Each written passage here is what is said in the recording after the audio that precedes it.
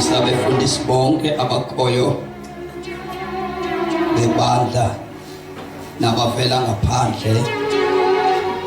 Sibulise otata nomama nobhuti nosisi nabantwana abancinane ngelihle igama lenkosi yethu Yesu. Amen. Amen. Wena ke ingathi na ngoliswa okwabantu abaphuma esitaweni. Esitaweni uAmen akakhazwa.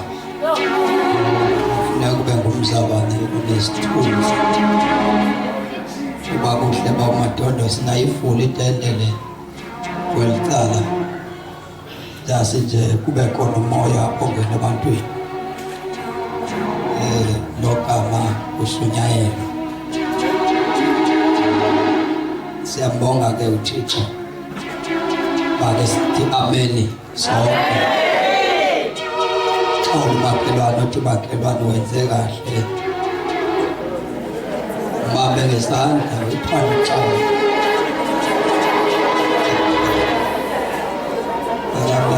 Sele mampondo yena. Amanye amagama ngokuthetha isiGrike kuni. Ake nenze lizana nje. Siyambonga ke uThixo uhlonipheka, uhlonitshwa nguye ngokuba sibe kule ndawo. Si kulele tata Matondo nomama Matondo. Akusekho lula kule mihla ukunikezwa iqonga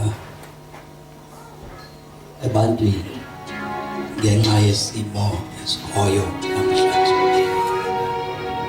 Sengichaziwe ukuba ngitshatile, inkosikazi yami ikhona noba ingekho apha, ingumuntu wesifazane.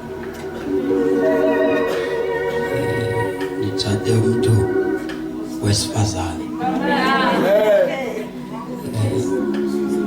Wayena umagcwanini ayingogcwanini.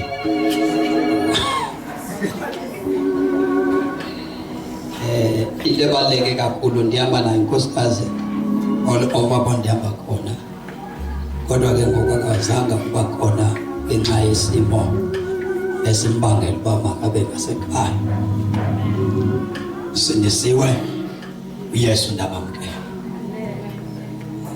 So lokho ndihamba naye akamphoxi umuntu futhi akamfeyili noba kuthiwa wonakele kangakanani.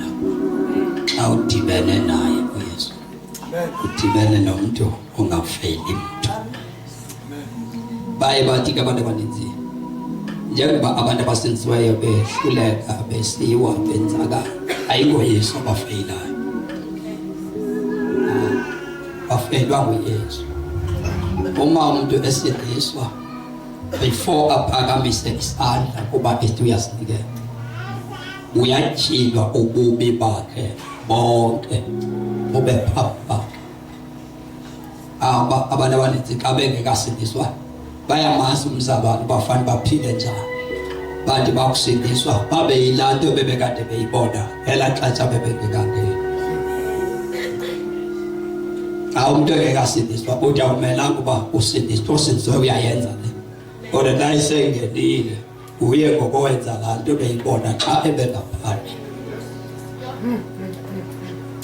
Ngoba xa usindiswa kufuneka uthethe inyani ungena. Sayifunda le verse kaMatondo tibona ba sakha kanjani thina. Incwadi kaLuka chapter number 19 verse number 1 to 3 now 4. Sifunda verse number 7 no 8.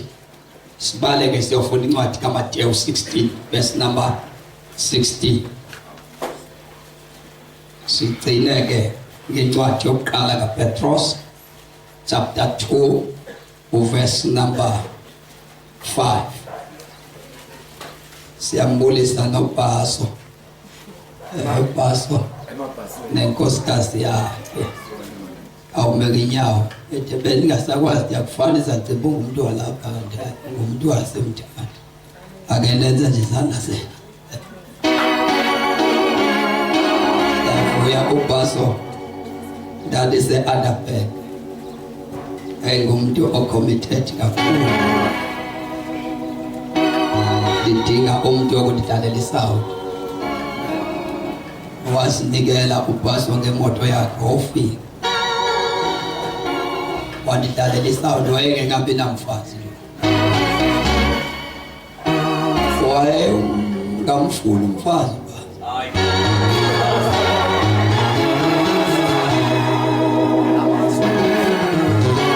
Ubaso andihlala naye. Wayendikhumbuza indaba yakudala. Uma sisindiswa thina sasingayifuni into encokola ngemitshato.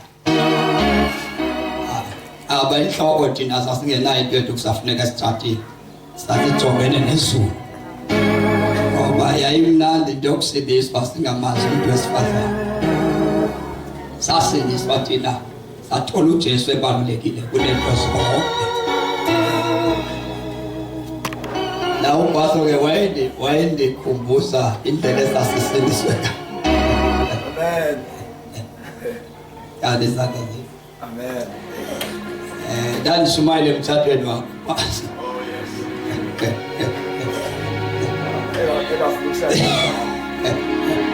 Akenenza nje izandla zethu. Uyabona uma uJesu engene kahle kuwe, uYesu engene kahle, umhlaba awusidingi into zakho. Uyoqaphela into yoba uma uJesu engene kahle nje kahle wangena kahle waphelela kuwe, izinto zeliliswe ziyaphelelwa ixabiso lazo. Akenenza nje izandla zethu. Siyabonga ke uThixo kakhulu. Sibulisa abazalwane abasuke abavakela befundisa bakhona. Akenenza nje izandla zenu. Ngakho siyavuya kakhulu ukulibona. Ngiyavuya ke ukuthi nibe khona mfundisi Madondo. Nhluphekela nje uba ndithi ngiqala ukuzaboni ingese naye unkosikazi. Kanti ke andinayo ndisenonkulunkulu. Ngicela sifunde lamazwi kafutshane sizawuthandaza ngeke chithe xesha. Yegama lenkosi. Asifundele kophethe iBhayibhile lesixhosa esidala. Wehlukile hawuli engani. Wehlukile yena.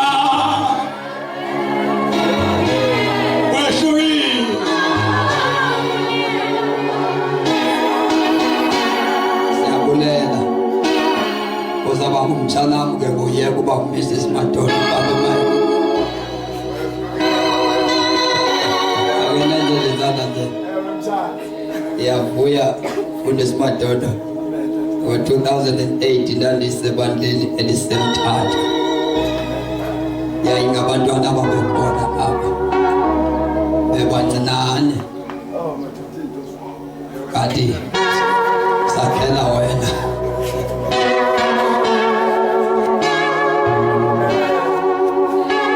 Siyavuya ngokuthi sele engumama webandla. 2008 ayingabantwana abancinane abakhona ebandleni. Sake sawumisa nabo itende kwenye indawo. Kwasindisa omnye umfana ezendimbolisa umoya ese-Free State ungapha kumu. Abamzala engumntwana kula age yabo. Yayingena la mfana uthi wayengasindiswa. Wayengenela ezinto zalo. Kanti uma yama nabantu etendeni ifuna ukuqiniseka nge-character simile andifune voice yami, ndifuna ukuphila kwakhe. Ngoba uma abantu becula kodwa besehlulwa sisihono andibafuni nokubafaka etendeni ngoba siyolanda boni. Umonde afuneka angacule noma unelizwi. Umonde ufuneka ahlale phansi asunyayezwe. uyayazi ubhazolo noba i-keyboard iyathula isound xa bona kanti babafana bakwazi ukugalisa i-keyboard basehlulwa ngamakazana hlale phansi ithula i-keyboard adezokhalisela i-keyboard umoya xa ehleli phayo umoya isithula sonke sishumaye saba sonke uma ekhalisa apha iintombi ziyamfivela ngapha yena ngapha ndiyashumaye yena ulala la mantombazana umoni funeka ahlale esithulweni netalente yakhe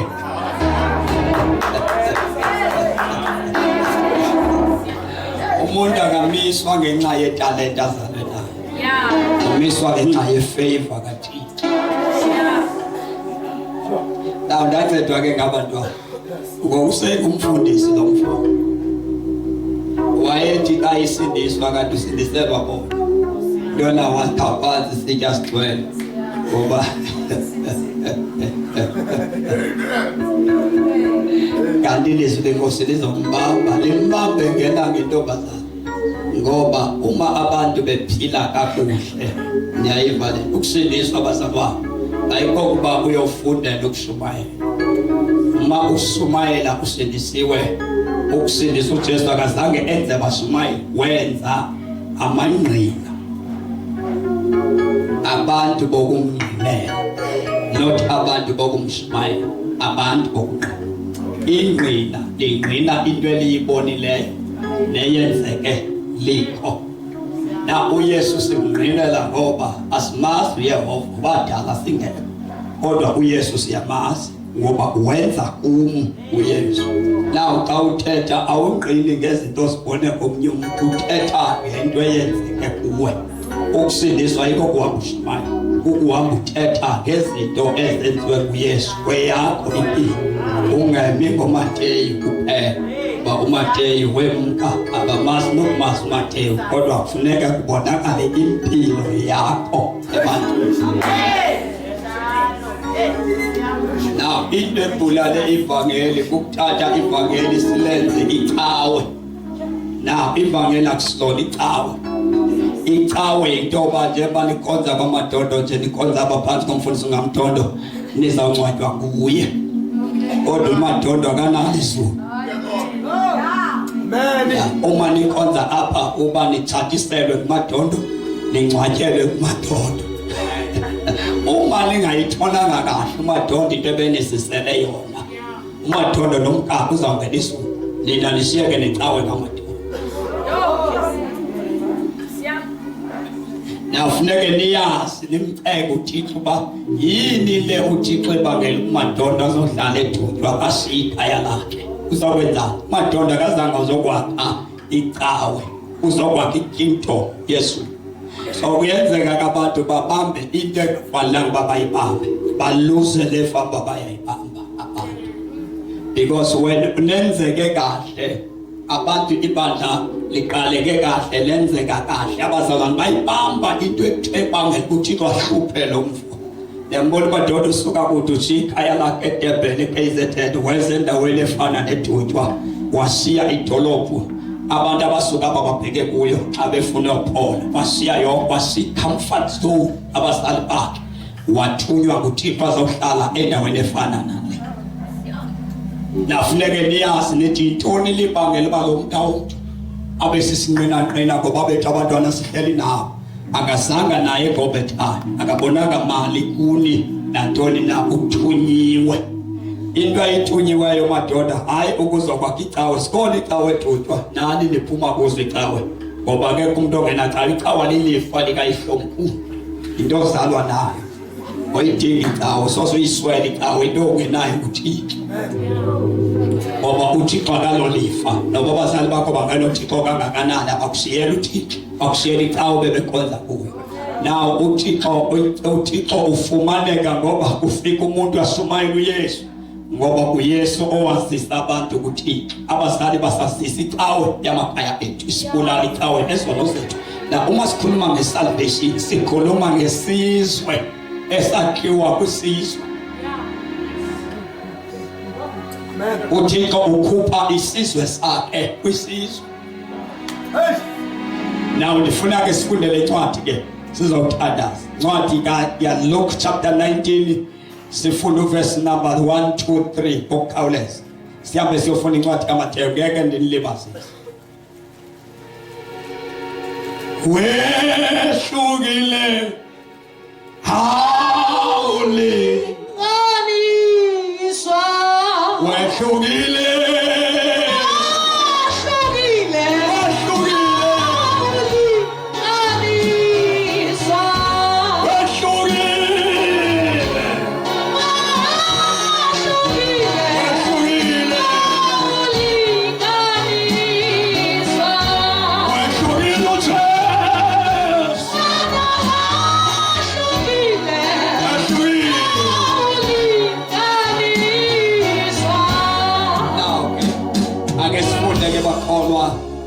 Yifuna just verse number 1 2 3 sizawutaka ngokukhawuleza. Ukhona uphethe iBhayibhile lesixhosa akasifundeleke. Ncwadi kaLuka chapter 19 verse 1. Waye engene uYesu eqanda eYeriko. Kwakho ndoda ibizwe ngegama elinguZakeyu. Yayinhloko yababuthi berhafu. He was a chief tax collector. Number 2 was rich. iBhayibhile lithi njengoba yayinezi zinto zonke yayifuna ukumbona uYesu. Ukuba ngubani na? Wayifuna ukumbona uYesu. Number 2 wayifuna ukumbona uba ngubani uYesu. Izinto ezimbili ithi iBhayibhile ngenxa yendimbane, ngenxa yesixuku, ngenxa yesihlwe zange ikwazi ukumbona uYesu. Ngoba uma umuntu esindiswa emamkela uYesu, ndithi before umuntu athathe isigqibo soba ayilulisana xa umshumayela shumaye, ziyabuya zonke izinto azenzileyo kulomhlaba zibe phambi kwakhe,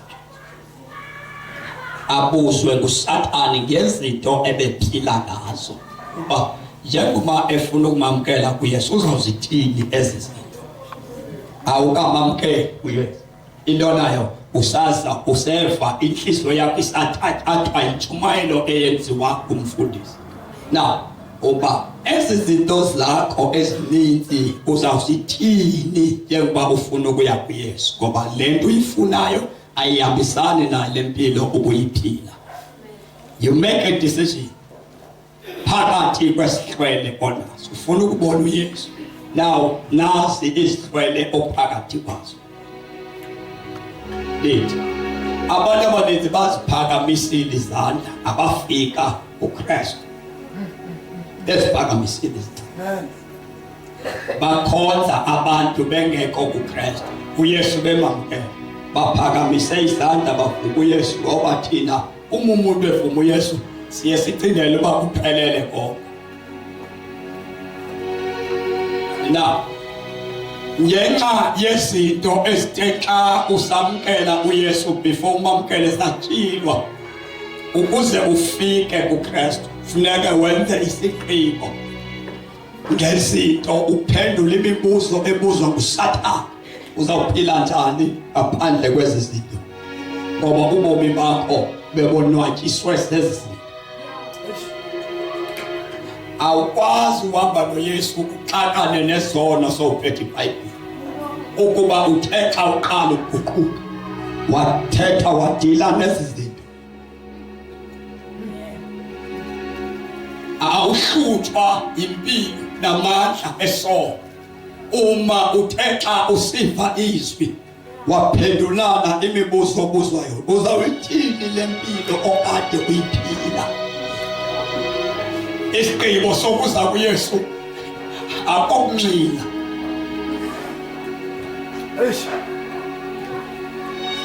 That is why namhlanje sinabantu abasindisiwe namabandla akhiwayo kuba kufuneke kucompromisewe kwenzela uba abantu babekho.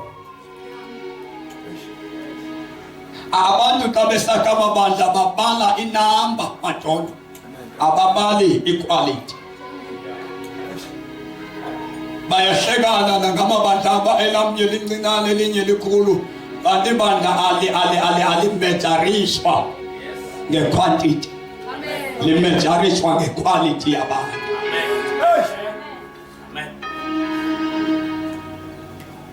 Ngiyakubhetelisa ukhonza nomkamo ungabikho maxoki axubayo. Ngoba xa ukhonza nomkamo, ikhonza nomkamo engekho amaxoki, imva ngcono uThixo. Kodwa xa ndikhonza namaxoki agcwele itente, aphazamisa uba ndingakonekthani kakuhle nezulu.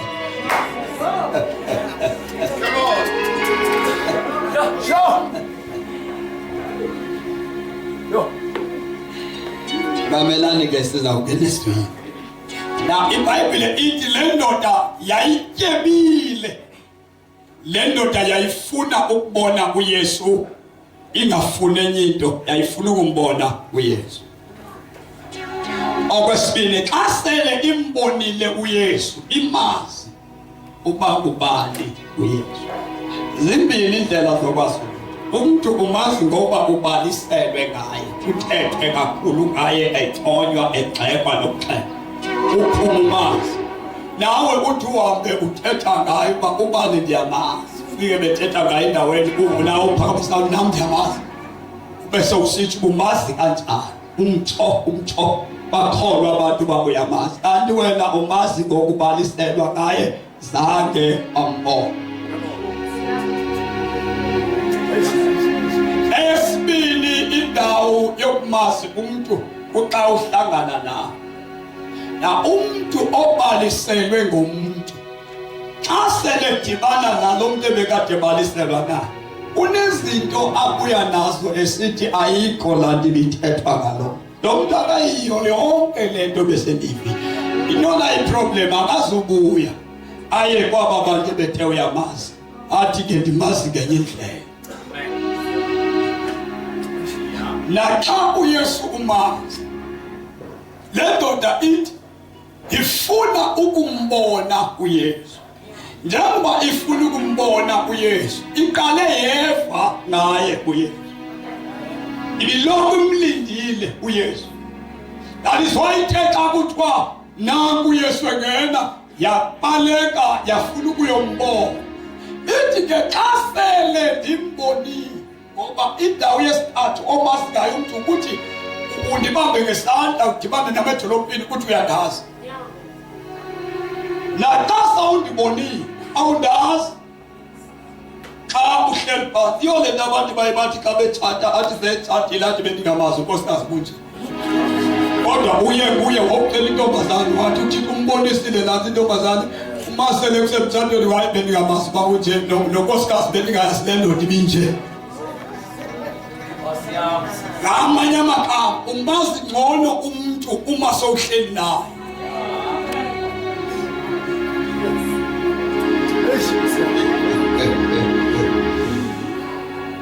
Mina bengingamazi lo mfazi phakathi ukhohlakele kangaka. Kodwa nguwe ocelele umuntu uba ufuna umfazi yamazi, babuza abantu bakona uyayazi le nto oyithathayo, wathi ndisho. Abanye abantu abasenabafazi babalahliswa kuba bathe xa befika kubo bangayiboni le nto bebeyibona.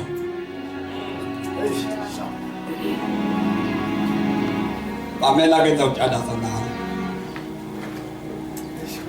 uNikodimo uZakeyu ufuna ukwazi into abafundi abangenandaba naye, bahamba naye abafundi bakhe, kodwa uYesu abamazi. Ncwadi kaMateyu sawuthandaza. Now when you read this story usehla naso, ufunda uYesu efika kule ndawo uNikodimo, ngoba lithi iBhayibhile wathatha iresponsibility yokuba enyuke emthini aqabele emthini. Mine uNikodimo was rich. Na umuntu xa etyebile uyahlonitshwa esixekweni. uZakeyu uyahlonitshwa. Into yokuqala uma umuntu esiza kuJesu, i-pride. Yes. Imfundo yakhe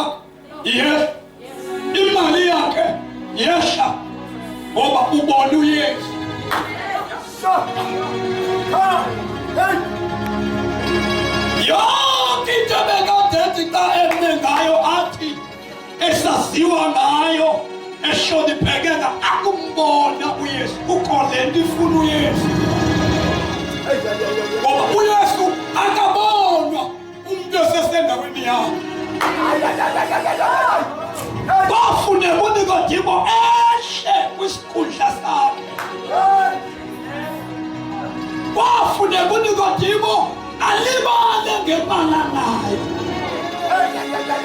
ngoba uYesu ngeke umbone ukwiposishini yakho kufuneka uthathele uYesu ahlale esihlalweni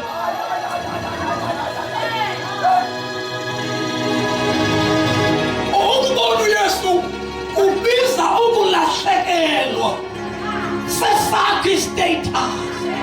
My God.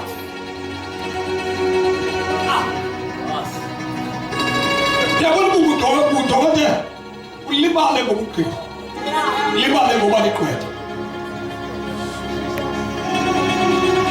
into lekwenza lento ufuna nje ukubona uYesu uYesu ke ezi zinto ziyamsitha yonke lesayibonayo Nikodimo uzakhe wehla wenza into engalindelekanga emphakathini ekungazange kube konto wakhe wayenza xa efuna wakiti wabona umthi watabele mthini yabona abantu ababemhloniphile ngoba uma unemali you control even the whole community izwi lakho liyevakala xa unemali lento ke iBhayibhile iveze ukuthi Nikodimo wayengubani and yes wayengengomuntu owaziwa njengomuntu ophezulu noma abantu babethumela kuye imilwelwe kodwa babengamniki ixabiso lwakhe lalimthatha njengenkekana kaJoseph babengamazi njengomuntu omkhulu wadela ubukhulu bakhe uzakhe wenyuka umntu yacinga uba abantu babebuza ukuba wenzani Nikodimo wehlelwa lixabiso lakhe ukuze uYesu avele akwazi ukumbona bafuneka yena uzakhe ehle amena ke zothanda two uzakhe kwanyanzeleka akhohle imali wayenayo ngenxa yoba ufunda ukubona uYesu two egqithe kumboneni ufuna ukwazi uYesu uyamazi ngegama uYesu ubani uYesu ngubani yeza le ndoda lethi uYesu ubani uYesu until you know uba ngubani uYesu awukwazi ukuphuncuka kwizinto ezibambe umuntu iBhayibhile lithi uYesu mayifika emthini wafika engaxelelwanga wajonga emthini wathi yehla zangambuza uba ngubani igama lakho wena usemthini wathi yehla ngoba uma abantu bephenduka uma uguquka eshumayelo kamadoda lento yokuguquka kwenhliziyo yomuntu umadoda ingamphosa angayiva kodwa uma umuntu eguquka iguquko iphakathi komhlaba lesu umhlaba kuwe izulu uThixo. That is why abantu bakhona abantu ababadele esiyaba nabasidisiwe banomoya ingcwele abanye abanayo umoya ingcwele abantu abanikezwa the Holy Spirit umoya wengcwele ngabantu iguquko yabo engaphelelanga emhlabeni inguquko ethe xa isenzeka yaqala emhlabeni kuye yabe sesiya phezulu uma abantu bephenduka ezulwini banikezwa the Holy Spirit uma abantu beguquka kuthi bengaguquki le nguquko ayenzayo inguhafu ngoba inguquko engu-half kukhona izinto umuntu alanazo angavumi ukuya nazo kuThixo efuna ukushiya kuye. Na uma abantu beshiya izinto ezithile zabo abazibona zinevelu besenezinto ezinexabiso apha kuye engafuni ukuya nazo kuThixo, lo nguquko iba ngu-half. Na le nguquko ayimazi, ayikwazi ukumthinta uThixo. Uma uYesu esima uthi yehla Zakheyu, iBhayibheli lithi ndiza kulalisa emzini wakho. iBhayibheli wehla wahamba na. Uma sebesendlini ubonwa ngabafakazi bahamba naye, bakhona esixukwini bahamba noYesu bathi bonani inkosi ilale emzini womoya. Akekho ke wathi uZakheyu kumoya, futhi akekho wayengatsho. Bonke abantu babemnikeza izulu, futhi ndiqinisekile he was a member of the church ngenxa yemali yakhe. Ngoba umuntu obenemali sometimes akadingi nokuzangena enkonzweni uba yimemba yecawe phila, uyazinikwa nezifato zenkonzo enikiswa imali kuphela na. Naxa ingane ayefelwa ngumntwana akuphumi noma leliphi ilungu eliyongcwaba emzini wakhe, kuphuma umfundisi ngokwakhe, ngoba lo muntu uyahlonitshwa.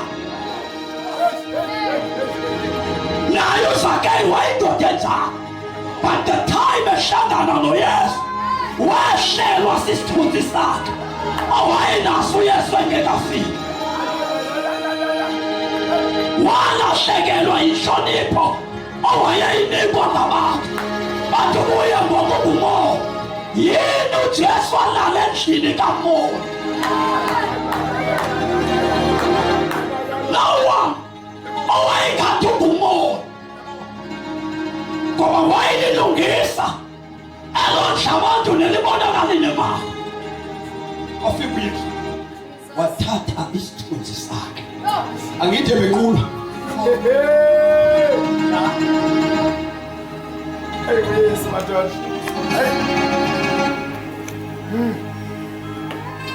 Uthe uYesu esondele naye uZakheyu, usathule uYesu akakaphenduli.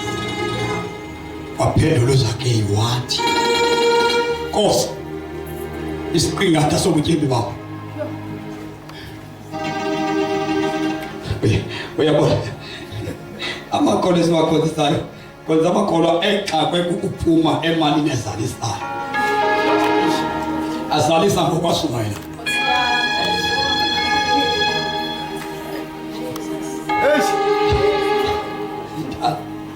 Ngoku kanye asindisiweyo ayazalisa ngemali yawo.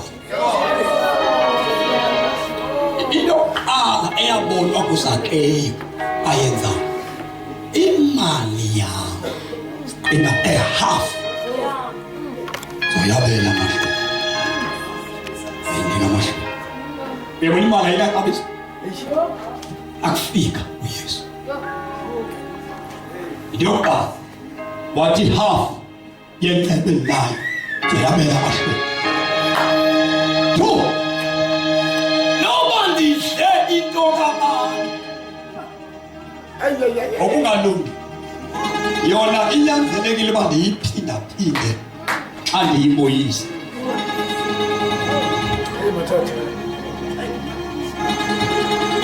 Yintoni eyaqale yangabi navelu kuZakheyu xa ebona uYesu?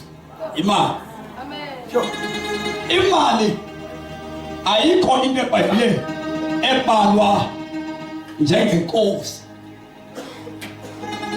iBhayibheli lithi uma akekho umuntu othanda imali, ithi iBhayibheli akekho umuntu ongakhonza inkosi ezimbili. Ngamanye amagama i-level yemali ikwi-level yenkosi. Awukwazi ukhonza uThixo uthanda imali.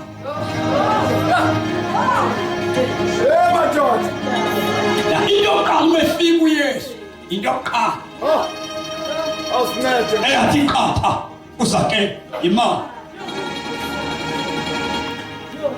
Two, nantoni endiyidlileyo yomuntu izoyibuyisa. Awukafika ecaweni, Akafika. awukafikwa ecaweni. Kulanda ukudityanwa ngayo noYesu.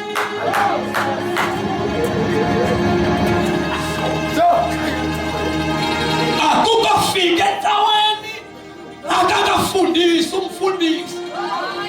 Kudityanwa nje noYesu. Ngoba xa kudityanwa noYesu kutyhile kububi bakho. Inkohlakalo yomntu ayitshilwa ngamavesi asunyayelwa ngabefundisi, kodwa ububi bomntu butshilwa akudibana noYesu.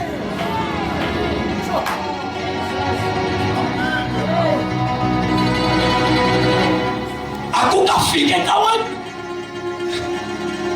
akukahlala phansi naye, akakathethi nezwi uYesu.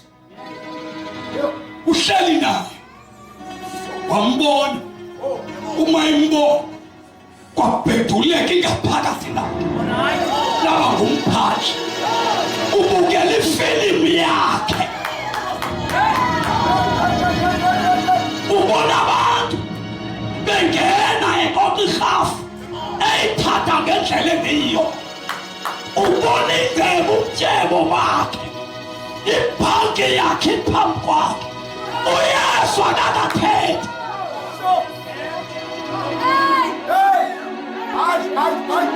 Yesu akakathetha. Akukabikho mshumayeli useshumayela, kodwa nguYesu luphambi kwakhe. Ngoba uJohane uthi ubonakaliselwa lento Yesu ukuba asithwale izono zethu, asisuse. When Jesus saw it, asibonakalisa ngokwakhe emthini.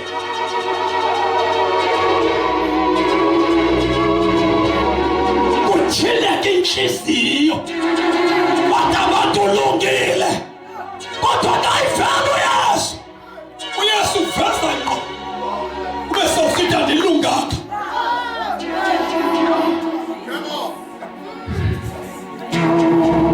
Yini le evangeli uba usindisa iminyaka, wehlulwe sisono, uphile ngamaqhinga.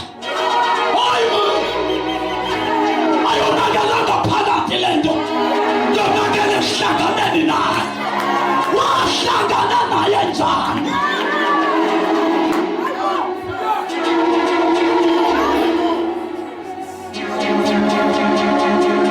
Yazi into esihluphayo, abantu abathi babeshumayela bathetha kancinane ngoYesu.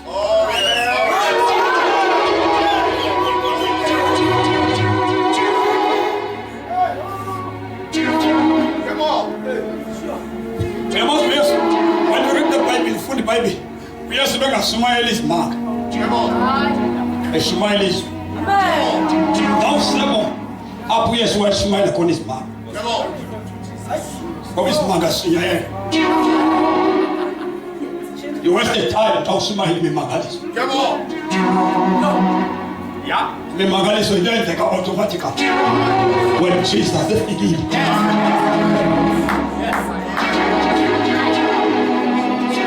Uphila komntu akuzanga, uphila komntu uphila kumntu ndishumayela.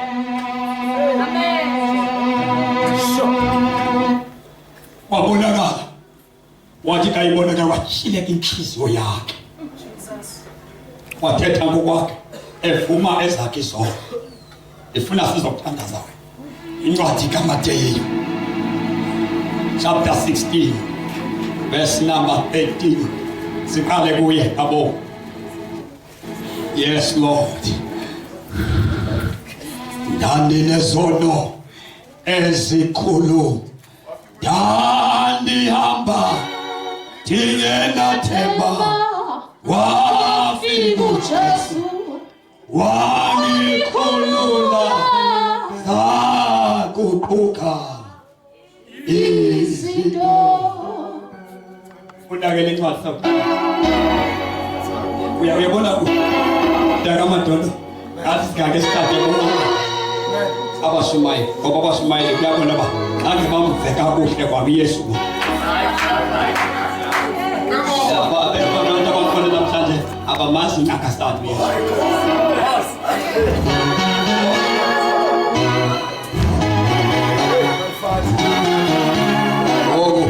emoyeni wami ukhona into ethi ngake siqale phansi singaqali ngamahameli isiqale ngabashumayi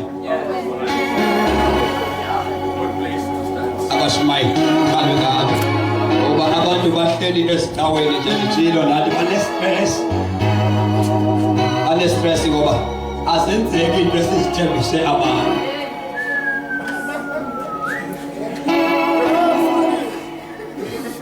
ngoba abantu sibababe mntana madoda babanjwa ngelizwi babanjwe esisithembiso esisenzayo abantu ababanjwa ngelizwi babanjwe esisithembiso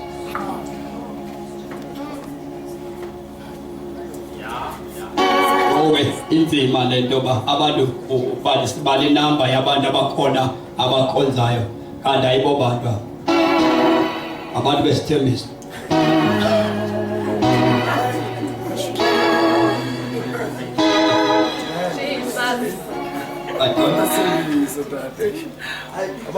omama nakumama ongahlalanga kuThixo ngenxa yesithembiso uhleli kuThixo ngoba enguThixo that is why namhlanje siyabe sinemakholwa adivosileyo anesibili sokushumayelela abafazi Ngasikhuluma ivangeli lapho ulifika kuwe ulahla umfazi uyomkhangela umkhaya wandolo ukusibuthe wahona nomfazi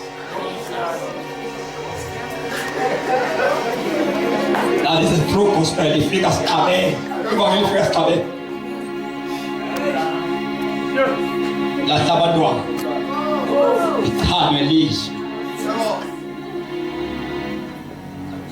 yokhangela umfazi bangaba beningena nkosikazi ndilahle ekhaya ngenxa yezinto eziningi endizenzileyo ndalahlwa ikhaya itholwe nguThixo esithubeni buyele ekhaya yocela uxolo kumama that is a true gospel i-gospel ekwaziyo ukuhlanganisa abantu abalalayo that is no gospel ekufika kuwe kube yilantu kukathiwa enye izinto ebethile njengoba thina asiyazi ntoba when you preach about the salvation ukhuluma ngawe isikolo naso asibalulekile batshaya bephethe iBhayibhile beyifundile bekodwa behlulwe lichuku behlulwa ngamakhasana iBhayibhile bayifundile baphume nayo bayiphasa kodwa baphumanga nawo amandla. When you talk about the gospel, sithetha ngento okwazi ukuphila mntana boyintombazana uphile beyintombi bathakwa abantu bakuphila njani wena uphiliswa ngamandla evangeli now sandelwa ngabantu abahambayo uma behamba balahla lo bathathe lo baphinde bathathe omnye baphinde. We need abantu abangeniweyo kuYesu not abacula ngoYesu not abantu abangenile. When it comes sisithi ingumlilo lento inamandla lento iproblem lathi toba sishumayele into madondo engekho emoyeni.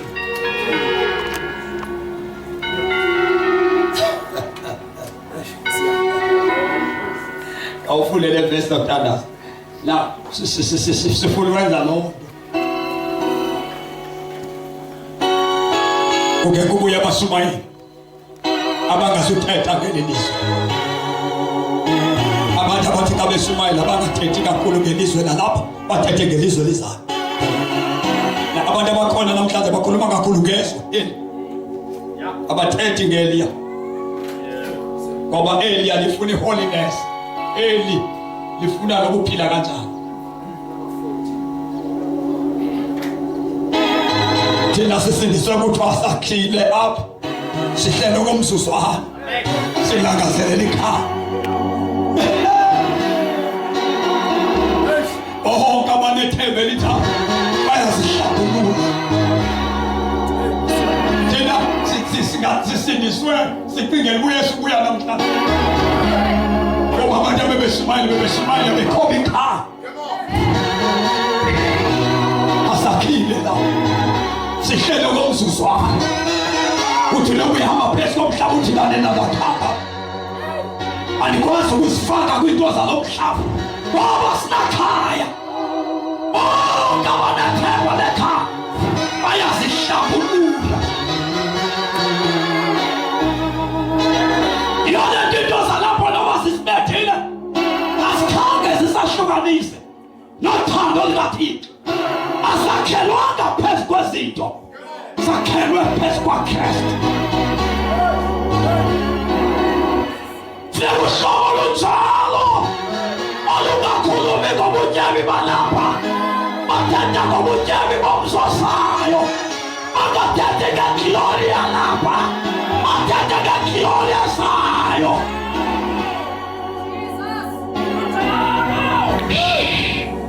Iglori yalapha iyaphela kodwa iglori engasoze iphele yesayo. Iglori yalapha iyaphutha kodwa iglori engaphelelwayo.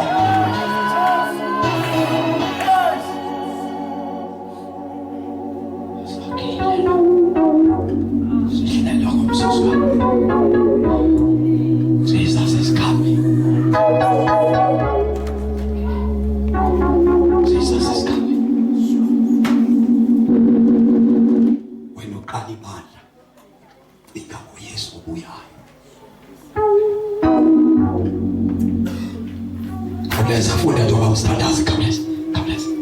Ukhathoza uvuma Kuba umuntu ohlangana noYesu impilo yakhe uyidlalelwa kwividiyo asibone abone ububi bakhe abone inkohlakalo abone lento ukuthi wasisono akhonjiswe. That is why nobe khona ukhoneka kufuna ukubuyela emva. Wayibona kahle lento, wabona kahle umngxunya ebekuwo. Funda verse 13. Akufika uYesu emacaleni aseKesariya yakwaFilipi wababuza abafundi bakhe esithi bathi abantu ndikubani na? Nyana womuntu. Bathi ke bona inxenye ithi unguYohane uMbhaptizi. uYohane. Abanye bathi Le pendulo bayiphendula nabo abekho so ubani. Hleli nayithubela nje babukela umfanekiso babukela zonke izinto ezenziwa nguYesu kodwa bamazi bakho.